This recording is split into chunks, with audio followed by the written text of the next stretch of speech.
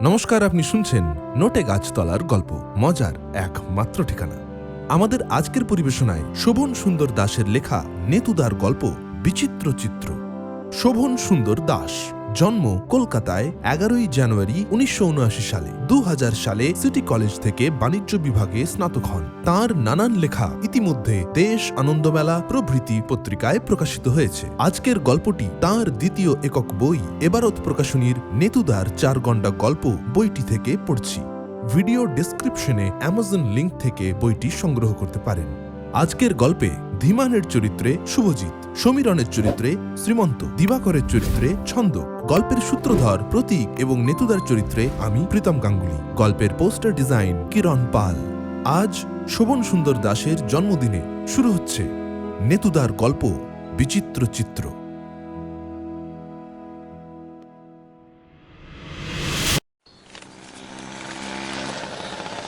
ছবিটা দেখে কিছু বুঝলি?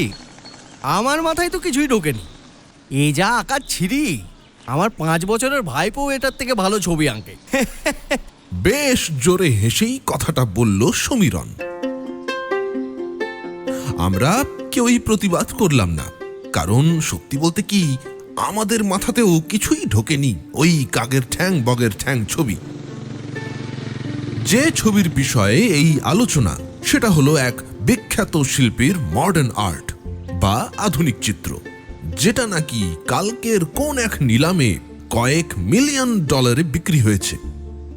ছবি সমেত খবরটা আজকের কাগজে বেরিয়েছে এবং আমাদের বিখ্যাত জগাদার চায়ের দোকানে বসে আমরা সেটা নিয়েই আলোচনায় ব্যস্ত। আমরা বলতে আমি, সমীরন, ধীমান, প্রতীক আর দিবাকর। জগাদা এইসব ফালতু ব্যাপারে মাথা না ঘামিয়ে নিজের শিল্পকর্ম মানে চা তৈরিতে ব্যস্ত। সত্যি জগাদার চায়ের কোনো জবাব নেই।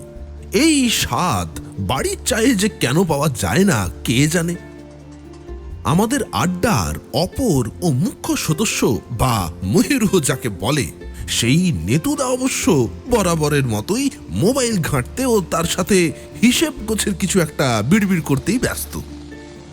আমাদের এই আলোচনা তার কানে যাচ্ছে কিনা ঠিক বোঝা যাচ্ছে না, বা গেলেও তিনি হয়তো এই ছোট্ট বিষয়ে নিজের মাথা গলানোর প্রয়োজন মনে করছেন না। আমাদের তরফ থেকে অবশ্য তাকে আলোচনায় ঢোকানোর চেষ্টায় কোনো কসুর হচ্ছে না, কারণ নেতুদার আলোচনায় যোগদান করা মানেই আমাদের একটা অবিশ্বাস্য গাঁজাখুরি গল্প প্রাপ্তি। যদিও নেতুদার কথায় সেগুলির প্রতিটি বর্ণ সত্যি এবং এলআইসির এজেন্ট হিসেবে যে সমস্ত অভিজ্ঞতা তার জীবনে ঘটেছে তারই গল্প। কিন্তু নেতুদা যতই বলুন, আমাদের তার একটা গল্পও বিশ্বাস হয় না। তবে আমরা নেতুদাকে সেটা বুঝতে দিই না, কারণ তার গল্পগুলো এতটাই জমাটি যে আমরা সেগুলো থেকে নিজেদের বঞ্চিত করতে চাই না। যাই হোক, আবার আলোচনায় ফেরা যাক। সে তো আমার মাথাতেও কিছু ঢোকেনি। এই টেরাবেকা লাইন দেখে তো মনে হয় আর্টিস্টের দস্তুর মতো নার্ভের রোগ ছিল। একটু হেসে বলল দিবাকর। নইলে ব্যাঙের ছাতা এরকম ব্যাকা তো কখনো দেখিনি। আমি হেসে বললাম, আমার তো ওটা ব্যাঙের ছাতা মনে হচ্ছে না, দেখে তো শুধু ছাতাই মনে হচ্ছে, যেটা কিনা আবার মাটিতে গাঁথা। তবে আশেপাশে এত হিজিবিজিটা কিসের সেটা ঠিক বুঝতে পারছি না। প্রতীক এবার একটু ফিক করে হেসে সব বুঝেছি মার্কা ভাব করে বলল, আরে বাবা, তোরা দুজনেই ভুল। ওটা নিউক্লিয়ার ক্লাউড, মানে অ্যাটম বোম ফাটার পরে যে ব্যাঙের ছাতার মতো মেঘের সৃষ্টি হয়, আর হিজিবিজিগুলো ওটা হচ্ছে শক্তির বিচ্ছুরণ। আচ্ছা আচ্ছা আচ্ছা আচ্ছা। এই হলো শালা মডার্ন আর্টের দোষ। ধীমান হেসে বলল, আর্টিস্ট তো একেই খালাস, কিন্তু তার আকার মানে বার করতে করতে লোকের মাথার চুল উঠে যায়। এই এখনই তো দেখা গেল এই একই ছবি 3 জন 3 রকম ভাবে দেখলি। যাই হোক, আমার কিন্তু এই পুরোটা মাথার ওপর দিয়ে গেল, কারণ ছাতা গোছের কিছু একটা আছে সেটা বোঝা যাচ্ছে, কিন্তু সেটা ব্যাঙের না জগাদা না অ্যাটম বোমের সেটা বুঝতে পারছি না।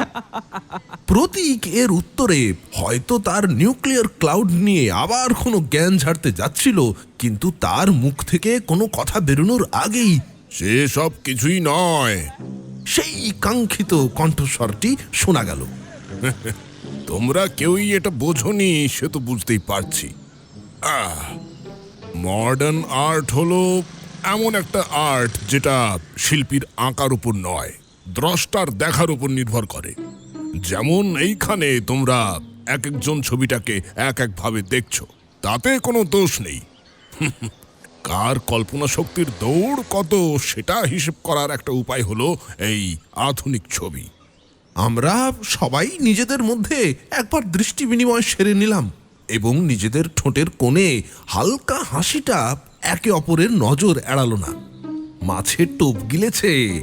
নেতুদা মোবাইলটা পকেটে ঢুকিয়ে আমাদের দিকে একটা সব জান্তা দৃষ্টিপাত করে হাসি মুখে চেয়ে আছেন। ধীমান বলে উঠল, ও তাই বুঝি?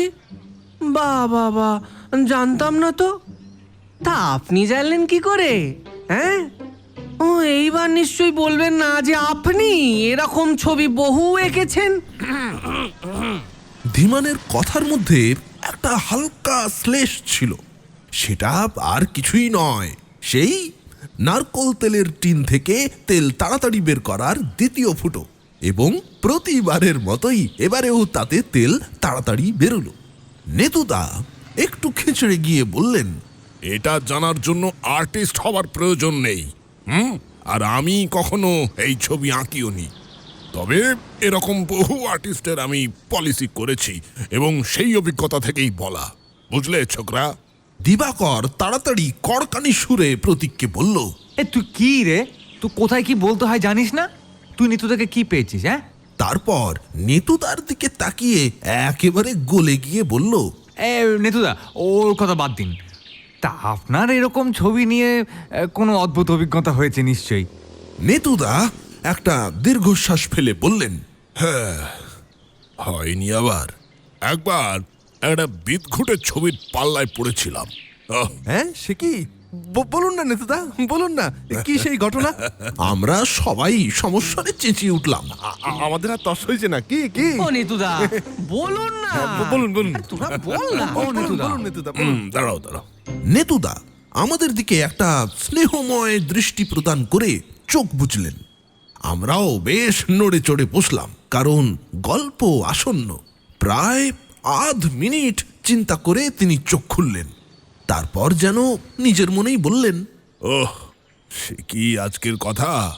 মনে হয় যেন গত জন্মের। এক চুমুকে চাটা শেষ করে একটা সিগারেট ধরিয়ে নেতুদা শুরু করলেন। এটাও আমার এলআইসি এজেন্টের জীবনের প্রায় গোড়ার দিকের ঘটনা। তখন প্রায় 2-3 বছর হয়েছে পলিসি করছি। আগের গল্পের সেই ঘটনার পরে দা বাবু তখনও অফিসে যোগ দেননি, বাড়ি বসে কনফিডেন্স জোগাড় করছেন। কিন্তু আমাদের তো বসে থাকলে চলবে না, তাই নিজের চেষ্টায় 2-1টা বড় পার্টি জোগাড় করে মোটা প্রিমিয়ামের পলিসি করে দিয়েছি। তার ফলে বেশ মোটা কমিশন পকেটে ঢুকেছে। বাঘ যখন মানুষের রক্তের স্বাদ পায় তখন মানুষ ছাড়া তার আর কিছু পছন্দ হয় না। আমারও অবস্থা সেই বাঘের মতোই হয়েছে। সর্বক্ষণ খালি মাথায় কি করে আরো নতুন বড় পার্টি বাগানো যায় সেই ফন্দি ঘুরছে। ছোটখাটো পলিসি করেছি বটে, কিন্তু তাতে আর মন ভরছে না। এই রকম যখন অবস্থা, তখন হঠাৎ কাগজে একটা বিজ্ঞাপন দেখলাম। কলকাতার এক বিখ্যাত আর্ট গ্যালারি থেকে দিয়েছে। সেখানে বিগত দিনের প্রখ্যাত শিল্পী গজানন খাসনবিশের চিত্রের প্রদর্শনী হবে 3 দিন ধরে। তোমরা গজানন খাসনবিশের নাম শুনেছ? এই রে, না তো, এই তুই শুনেছিস? না না, আমরা সবাই ঘাড় নাড়লাম। না, আমরা শুনিনি। আমরা কেউই নাম শুনিনি। হ্যাঁ হ্যাঁ, নেতুদা আমাদের দিকে একবার চোখ বুলিয়ে নিয়ে হালকা হেসে আবার শুরু করলেন। বিখ্যাত শিল্পী, প্রধানত পোর্ট্রেট আঁকতেন। ব্রিটিশ আমলে তাকে দিয়ে ছবি আঁকানোর জন্য সাহেবদের মধ্যে হুড়োহুড়ি পড়ে যেত। অবশ্য তিনি শুধু সাহেব নয়, অনেক নেটিভ স্টেটের রাজা গজারও ছবি এঁকেছিলেন। এখনো একটু পুরনো বনেদি জমিদার বাড়িতে গেলে তাঁর আঁকা ছবি দেখতে পাওয়া যায়, বুঝলে? তা শেষের দিকে তিনি আধুনিক ছবি আঁকতে চেষ্টা করেছিলেন এবং সফলও হয়েছিলেন। লোকে বুঝুক আর নাই বুঝুক, মুক্ত কণ্ঠে তারিফ করেছিল। যাই হোক, তা সেই গজানন খাসনবিশের চিত্র প্রদর্শনীর খবরটা দেখে আমি তো বেশ উত্তেজিত হয়ে উঠলাম।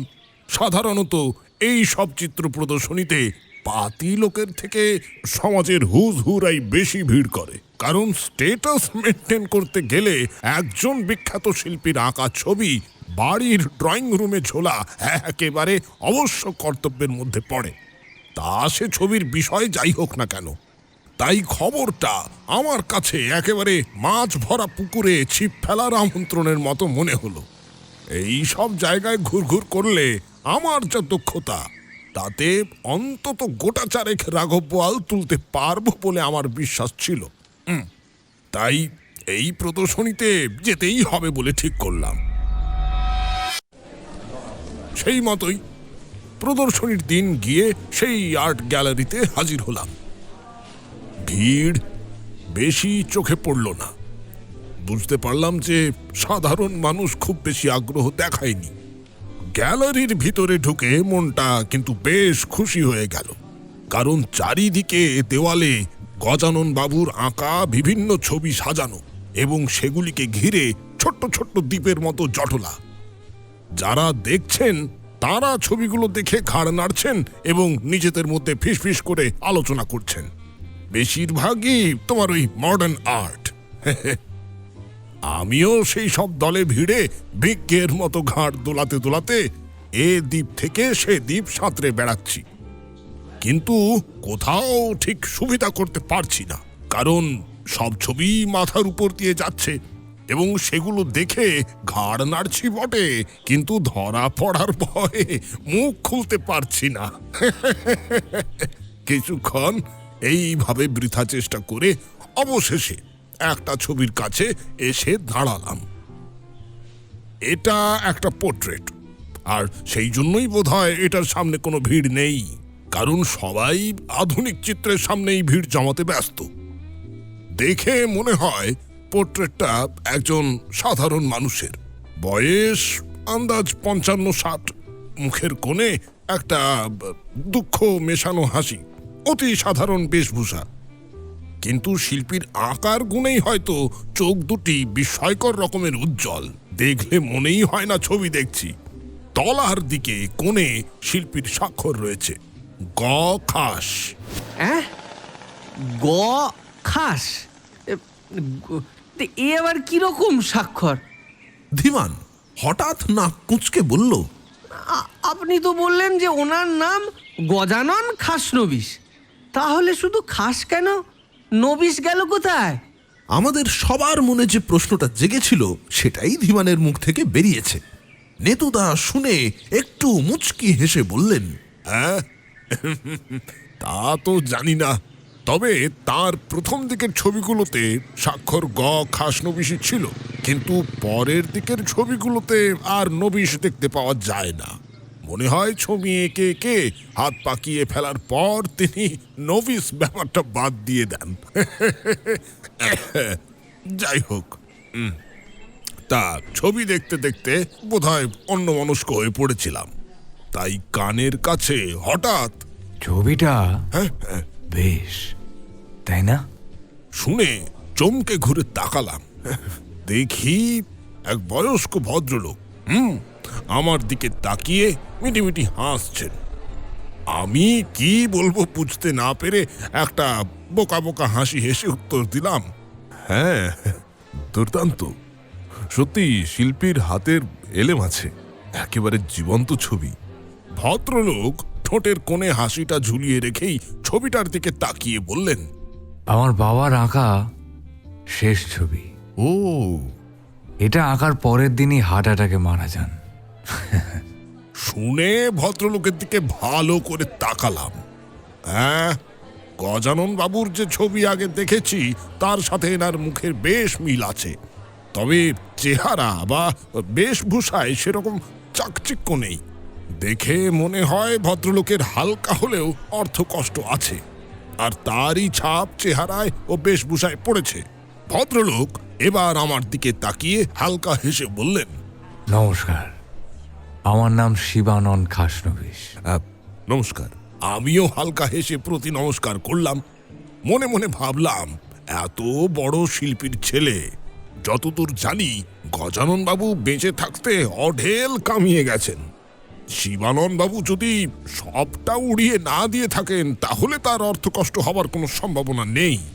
তবে চেহারার আর ওই মলিন ভাবটাই সব গন্ডগোল করে দিচ্ছে, বুঝেছো? মানে ঘাই দেখে ঠিক বুঝতে পারছি না পুটি না পোয়াল। যাই হোক, একবার চেষ্টা করতে দোষ কি, যদি একটা মোটা পলিসি ধরানো যায়। তাই বুঝলে, একেবারে গলে গিয়ে বললাম, আগে আমার নাম নিত্যানন্দ চক্রবর্তী, পেশায় এলআইসি এজেন্ট, কিন্তু আর্টের শখ আছে। আর গজানন বাবুর তো একেবারে ভক্ত বলা যায়। ওনার শিল্পশৈলীর সত্যিই তুলনা হয় না। ওর আঁকা আগেও কিছু দেখেছি, তাই যখন খবর পেলাম প্রদর্শনী হচ্ছে, না এসে থাকতে পারলাম না। ভদ্রলোক শুনে আমার চোখের দিকে একটু হাসি হাসি মুখ নিয়ে তাকিয়ে রইলেন। আমিও যতটা সম্ভব মুখে হাসি ধরে রেখে বিগলিত ভাবটা বজায় রাখলাম, কিন্তু ঠিক বুঝতে পারলাম না যে উনি তেলটা ধরতে পেরেছেন কি পারেননি। কিছুক্ষণ এইভাবে চেয়ে থাকার পর তিনি হেসে বললেন, বাহ, শুনে বেশ খুশি হলাম। আমার বাবার আঁকার ভক্ত আগের যুগে অনেক ছিল বলে শুনেছি, তবে আজকালকার যুগে সেরকম ভক্ত কোথাও চোখে পড়েনি। আপনি ওনার ভক্ত শুনে সত্যি আনন্দ পেলাম। আমি খালি একটু হে হে করলাম। আপনার কাছে আমার বাবার আঁকা কোনো ছবি আছে? এই প্রশ্নটা আশা করিনি। তাই আমি একটু আমতা আমতা করে বললাম, আগে না, আমি ওনার ভক্ত, কিন্তু ওনার ছবি বাড়িতে রাখতে পারবো সেই আর্থিক সচ্ছলতা আমার নেই। ভদ্রলোক শুনে কিছুক্ষণ চুপ করে কি ভাবলেন, তারপর হঠাৎ প্রশ্ন করলেন। আপনার এই ছবিটা পছন্দ? হঠাৎ এই প্রশ্নতে একটু অবাক হলাম, কারণ ভদ্রলোকের উদ্দেশ্যটা কি সেটা বুঝতে পারছি না।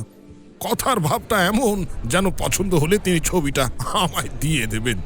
যাই হোক, হেসে ঘাড় নাড়লাম। তিনি খুশি হয়ে বললেন, ঠিক আছে, এই ছবিটা আপনাকে দিলাম। আমি তাড়াতাড়ি হাঁ হাঁ করে উঠলাম। আরে আরে, এ কি করছেন? এই ছবি কেনার মতো টাকা আমার কাছে নেই। তিনি হেসে বললেন, কেনার কথা কে বলেছে? এটা আপনাকে আমি এমনিই দিলাম। আমার বাবার এত বড় ভক্ত, তার ওপর আবার ব্রাহ্মণ, দয়া করে না করবেন না। কি আর করি, দান গ্রহণ করতেই হলো। শিবানন বাবু গ্যালারির কর্তৃপক্ষের সঙ্গে কথা বলে ছবিটা আমাকে দিয়ে দিলেন। কি ভেবে গেছিলাম আর কি হলো। অবশ্য মনে মনে যে একটা আনন্দ হচ্ছিল না তা নয়, একটা ওই টুনটুনি পাখি মার্কা ভাব আসছিল। বড় বড় বিখ্যাত লোকের বাড়িতে যে ছবি আছে, আমার কাছেও তাই আছে। তার উপর আবার গজানন বাবুর আঁকা শেষ ছবি। সে অজাগজা যারই হোক, কেবল শিল্পীর নাম শুনেই তার আকাশ ছোঁয়া দাম হওয়া উচিত। ট্যাক্সি করে ছবিটাকে নিয়ে বাড়ি ফিরলাম। তখন আমি লেক গার্ডেন্সে নয়, ভবানীপুরে একটা এক কামরার ঘরে থাকি। তখনও বিয়ে করিনি, ব্যাচেলর মানুষ, তাই সেরকম অসুবিধা হয়নি। তা আমার তো আর ড্রয়িং রুম নেই, যা বেডরুম তাই ড্রয়িং রুম। সেখানেই আমার বিছানার ঠিক বিপরীত দেওয়ালেই ছবিটা টাঙিয়ে দিলাম। একটু অস্বস্তি যে হচ্ছিল না তা নয়, কারণ ছবিটা এতটাই জীবন্ত যে খালি মনে হচ্ছিল সেটা যেন আমার দিকে তাকিয়ে আছে। তবে অস্বস্তিটাকে বেশিক্ষণ পাত্তা দিলাম না। রোজকার মতোই খাওয়া দাওয়া সেরে রাত 11টা নাগাদ শুয়ে পড়লাম। গোলমালটা বাঁধল সেদিন রাতে। আমার ঘুম এমনিতেই পাতলা, আর বরাবরের অভ্যাস মাঝরাতে উঠে এক গ্লাস জল খাওয়া। বিছানার পাশেই জলের গ্লাস রাখা থাকে। সেদিনও সেই রকমই ঘুম ভেঙে যাওয়ার পর উঠে গ্লাসে চুমুক দিয়েই ছবিটার দিকে চোখ পড়ল। দেখে ঘুম উড়ে গেল। স্পষ্ট দেখলাম যে ছবিটার লোকটার মুখ পাল্টে গেছে। সেটার জায়গায় আমার নিজের মুখ বসানো, মুখে সেই রহস্যময় হাসি। তাড়াতাড়ি চোখ কচলে দেখলাম, না, আমারই ছবি। ভয়ে তাড়াতাড়ি আলো জ্বালিয়ে যখন তাকালাম, তখন কিন্তু ছবিতে আর কোনো পরিবর্তন চোখে পড়ল না, সবই আগের মতো। ভাবলাম ঘুম চোখে বোধহয় ভুল দেখেছি। আবার শুতে চলে গেলাম। সেদিন আর কোনো গোলমাল হলো না, এক ঘুমেই রাত কাবার হয়ে গেল। পরদিন অফিস থেকে ফিরে একবার ছবিটার কাছে গিয়ে দাঁড়ালাম। সব ঠিকই আছে, কিন্তু মনে হলো কোথায় যেন একটা হালকা পরিবর্তন হয়েছে। ভালো করে লক্ষ্য করলাম, ছবির চুলটা কাল যেন একটু বেশি পাকা দেখেছিলাম, আজ কিন্তু মনে হলো কিছু কিছু জায়গায় পাকার ভাব কমে কাঁচার ভাগ বেড়ে গেছে। সেই জন্যই বোধহয় ছবির ভদ্রলোকের বয়সটা 55-60 থেকে হঠাৎ 50 হয়ে গেছে। মুখের ভারী ভাবটাও আগের থেকে কমে এসেছে। গালটা আগের দিন যেন চওড়া দেখেছিলাম, আজকে একটু কম লাগছে। একবার মনে হলো হয়তো এই রকমই ছিল, আমি কালকে ভালো করে খেয়াল করিনি। যাই হোক, খটকাটা রয়েই গেল। সেদিনও রাত্রে যথারীতি শুয়ে পড়লাম, কিন্তু এবারেও রাতে জল খেতে উঠে ছবিটার দিকে তাকিয়ে পিলে চমকে উঠল।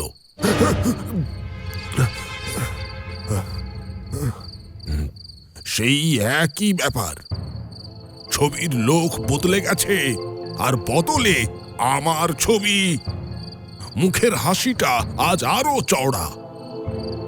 আজ ভালো করে বারবার চোখ কষলেও যখন ছবিটা একই রকম রইল, তখন কিন্তু ভয় পেয়ে গেলাম। কিছুক্ষণ ওটার দিকে তাকিয়ে থেকে তাড়াতাড়ি আলোটা জ্বেলে দিলাম। ভয়ে ভয়ে সেটার দিকে এগিয়ে গিয়ে বিস্ময়ের সঙ্গেই লক্ষ্য করলাম যে সেটা পুরোপুরি আগের মতো হয়নি, কারণ ছবির ভদ্রলোকের বয়স ও চেহারা প্রায় 10 বছর কমে গেছে। চুল সব কালো, মুখেও অনেক পরিবর্তন হয়েছে। সেটার কপালে একটা ছোট তিল চোখে পড়ল, এই যে যেরকমটা আমার নিজের কপালে আছে। ভয়ে পিছিয়ে এলাম। সেদিন আর ঘুম হলো না, ঠাকুরের নাম নিয়েই রাত কেটে গেল। সকাল হতেই ছবিটাকে প্যাক করে আবার গ্যালারিতে নিয়ে গেলাম। ইচ্ছা ছিল ফিরিয়ে দেব। শিবানন বাবুকে খুঁজে বার করলাম। ভদ্রলোক গ্যালারির কোণে দাঁড়িয়ে সবাইকে লক্ষ্য করছেন। আমাকে দেখে হেসে বললেন, আরে নিত্যানন্দ বাবু, কি ব্যাপার? আমার অবশ্য হাসি পাচ্ছিল না, তাও কোনো রকমে মুখে হাসি এনে বললাম যে আমি ছবিটা ফেরত দিতে চাই। শুনে তিনি একটু অবাক হাসি হেসে বললেন, কেন, কি সমস্যা? সমস্যা যে কি সেটা বলতে কিরকম লজ্জা করলো। তাই বললাম, আসলে এই ছবি আপনি অপাত্রে দান করেছেন। আমার এক কামরার ঘর, তাই সেখানে এই দুষ্প্রাপ্য ছবি খুবই বেমানান। তাই আমি চাই আপনি এটা ফেরত নিয়ে আমাকে বাধিত করুন। আপনি ছবিটা নিয়ে এসেছেন? আজ্ঞে হ্যাঁ, বাইরেই আছে। চলুন তো দেখি। আসুন। বলে তিনি আমার সঙ্গে বাইরে এলেন। আমি তাকে ছবিটা দেখালাম। তিনি ছবিটা ভালো করে দেখে মাথা নাড়লেন। এটা আমার বাবার আঁকা ঠিকই, কিন্তু আমি আপনাকে তো এই ছবি দিইনি, আপনি অন্য ছবি নিয়ে এসেছেন। সত্যি কথা, কারণ ছবি এখন অনেক পরিবর্তিত। এবং আমি যে ছবি নিয়ে গিয়েছিলাম সেটার সঙ্গে এটার মিলের থেকে অমিলই বেশি। আমতা আমতা করে আমি তাই বললাম, আসলে ছবিটা কি করে জানি না বদলে গেছে, তবে আমি এই ছবি নিয়ে গেছিলাম। তিনি মাথা নাড়তে নাড়তে বললেন, না না না না, দেখুন আমি দান করা জিনিস ফেরত নিই না, আর এটা তো সেই ছবিই নয়, তাই খুব দুঃখের সঙ্গে জানাচ্ছি যে এটা আমি ফেরত নিতে পারবো না। চলি। বলে আমার পিঠ চাপড়ে ভিতরে চলে গেলেন। কি আর করি, ওটাকে নিয়ে আবার ট্যাক্সিতে উঠলাম। কিভাবে ছবির হাত থেকে নিষ্কৃতি পাওয়া যায় তার উপায় খুঁজতে লাগলাম। চিন্তা করতে করতেই মাথায় একটা বুদ্ধি এলো। ড্রাইভারকে বললাম ধাপা যেতে। সেখানে গিয়ে একটা নির্জন জায়গা দেখে ছবিটা রাস্তার পাশে ফেলে দিলাম। ঘাম দিয়ে যেন জ্বর ছাড়লো। মনে মনে ভাবলাম যে যাক, ছবির হাত থেকে মুক্তি পাওয়া গেল। ফুরফুরে মেজাজে শীষ দিতে দিতে অফিস থেকে বাড়ি ফিরলাম। কিন্তু ঘরের দরজা খুলেই একেবারে আতঙ্কে প্রায় অজ্ঞান হয়ে যাচ্ছিলাম। এই বলে নেটুদা থামলেন। এই দেখো আবার এই লোকটা না। মোক্ষম সময় আপনি থেমে যান। আর আমরা সবাই উৎকণ্ঠিত গলায় চিৎকার করে উঠলাম, আরে কি দেখলেন সেটা বলুন। নেতুদা। হ্যাঁ, কি দেখলেন বলুন না। নেতুদা আর একটা সিগারেট ধরিয়ে বললেন, বিড়ালকে বাড়ি থেকে দূরে ছেড়ে দিয়ে আসার পর যেরকম তোমার আগে বিড়াল বাড়ি পৌঁছে যায়, সেই রকমই ছবিটা আমার আগেই বাড়ি পৌঁছে গেছে। এবং শুধু তাই নয়, যেখানে ঝুলছিল ঠিক সেখানেই ঝুলছে। ভয়ে ভয়ে ঘরে ঢুকলাম। ছবিটার দিকে তাকাতে আর সাহস হচ্ছিল না। তাও যেন এক দুর্নিবার আকর্ষণেই সেটার দিকে তাকালাম। দেখলাম সেটার পুরোপুরি আমার ছবি হতে আর বেশি বাকি নেই। মুখে একটা বিদ্রূপের হাসি। কোনো রকমে খাওয়া সেরে শুতে গেলাম। ভয়ে আলো নেভালাম না।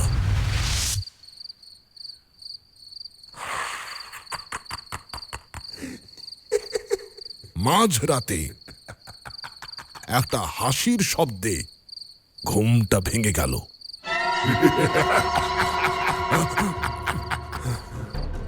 মনে হলো ঘরের মধ্যে কেউ যেন হঠাৎ করে অট্টহাসি করলো।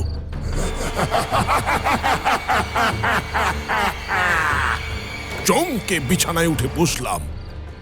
চোখ পড়ল ছবির দিকে। সেটা এবার আমারই ছবি। যেটুকু পার্থক্য ছিল সেটুকু মুছে গেছে। নিজের অজান্তেই মুখ থেকে বেরিয়ে এলো, আমি কেন? সঙ্গে সঙ্গে ছবির থেকে একটা ভয়ঙ্কর অট্টহাসির সঙ্গে উত্তর এলো, তুই নয় কেন? তুই না আমার বিশাল ভক্ত? দাঁত আর একটু হলেই খিল লেগে যাচ্ছিল। কোন রকমে সামলে নিলাম। ছবিটা আবার হেসে উঠল, একেবারে হাড় হিম করা হাসি। আমার তখন কাঁদো কাঁদো অবস্থা। হাত জোড় করে ছবিটাকে বললাম, গজানন বাবু, আমার ভুল হয়ে গেছে। আমাকে ক্ষমা করুন, আমাকে ক্ষমা করুন। আমি আপনাকে সত্যি সত্যি ভক্তি করি, কিন্তু সেদিন ওই পলিসি বাগাবার ধান্দায় কিছু মিথ্যে কথা বলে ফেলেছি। অপরাধ নেবেন না। ছবি কোনো উত্তর দিল না, তবে হাসিটা থামলো। বুঝতে পারলাম না যে গজানন বাবুর বিদেহী আত্মা আমার কথা বিশ্বাস করলেন কিনা। কিছুক্ষণ চুপ করে থাকার পর একটা কর্কশ গলা ভেসে এলো, আজকে আমায় রাস্তায় ফেলে এলি যে? কোন সাহসে ফেলে এলি? ভেবেছিলি এইভাবে আমার হাত থেকে নিস্তার পাবি? আগে ভীষণ ভয় পেয়ে গিয়েছিলাম স্যার। এছাড়া আমার কোনো খারাপ উদ্দেশ্য ছিল না। দয়া করুন স্যার, দয়া করুন। আমি ছোটখাটো ইন্স্যুরেন্স এজেন্ট। আমি তো আপনার কোনো ক্ষতি করিনি স্যার। যা করেছি পেটের দায়ে স্যার। মনে হয় চিড়ে ভিজলো, ছবির থেকে আবার কথা ভেসে এলো। এবার সুর অনেকটা নরম। বুঝতে পারছি যে তোর কোনো অসৎ উদ্দেশ্য ছিল না, তাই কটা মিথ্যে কথা বলার জন্যে তোকে বড় শাস্তি দেওয়া উচিত হবে না। বলে ছবিটা আবার কিছুক্ষণ চুপ করে রইল। আমি তুরু তুরু বুকে চেয়ে রইলাম। কিছুক্ষণ পরে আবার কথা ভেসে এলো। এবার গলার স্বরে যেন একটু স্নেহের ছোঁয়া অনুভব করলাম। ঠিক আছে, যা বলছি মন দিয়ে শোন। আজ ভোরবেলায় ঠিক 4:27 আমাকে গঙ্গায় বিসর্জন দিবি। তবে মনে থাকে যেন এরকম কাজ আর কখনো করবি না। আগে না স্যার, আর কখনো হবে না, কখনো না, কখনো না।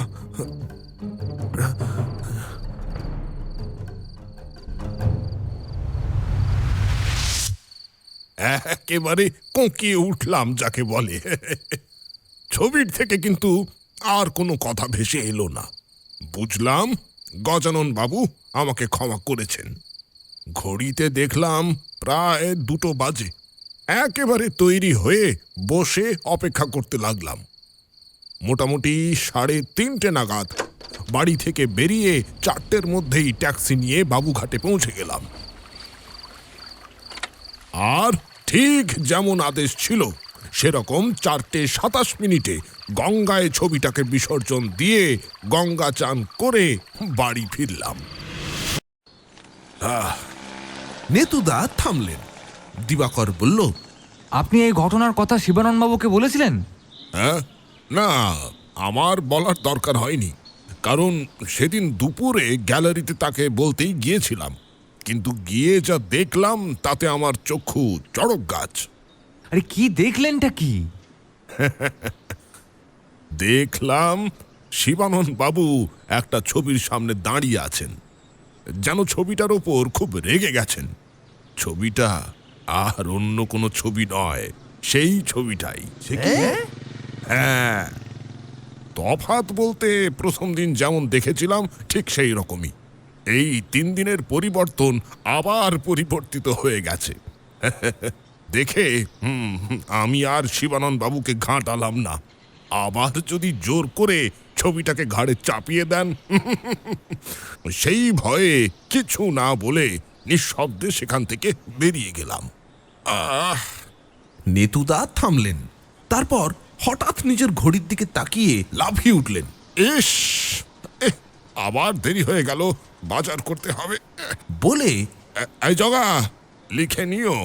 আর আমাদের চলি হে, আবার কাল। আচ্ছা নেতুদা। তাঁর চিরাচরিত বিদায় বাণী দিয়ে ঝড়ের মতো সেখান থেকে বেরিয়ে গেলেন। সমীরণ হেসে বলল, যে গজানন বাবুকে দিয়ে ছবি আঁকাতে সাহেব সুবরা লাইন লাগাতো, তিনি কিনা ফ্রিতে নেতুদার ছবি আঁকছিলেন। তবু ওনার পোষালো না। ধীমান মুচকি হেসে বলল, আহারে, নেতুদার দোষ কি? গজানন বাবুই তো দেরি করে ফেলেছিলেন। বেঁচে থেকে আঁকতে চাইলে নিশ্চয়ই নেতুদা না করতেন নাকি? আমরা সবাই সমস্বরে হেসে উঠলাম। ওরে বাবা, নেতুদা পারে ঘটে রে। বাপরে বাপ।